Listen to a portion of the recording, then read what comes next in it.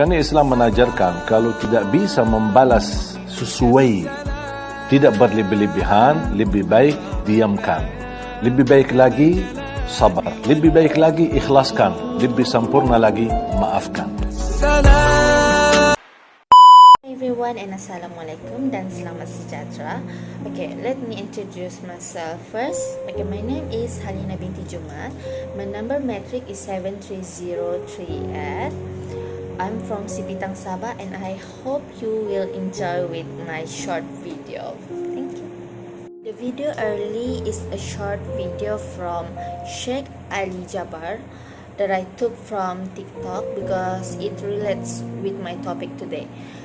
Okay, my topic is about forgiveness can help repair relationship, and this is very important for everyone here.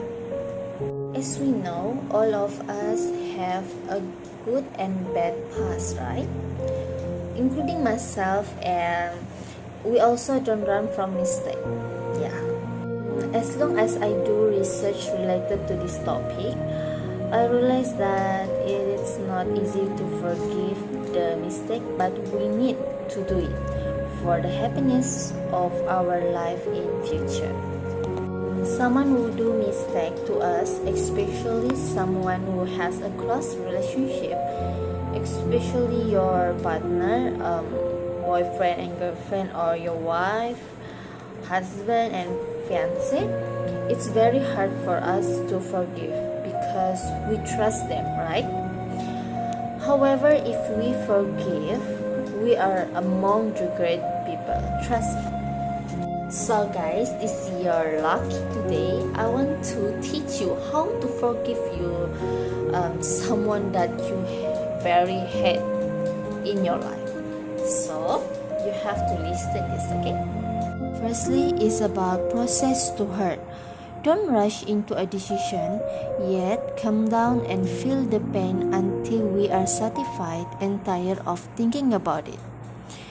Then talk about your feeling.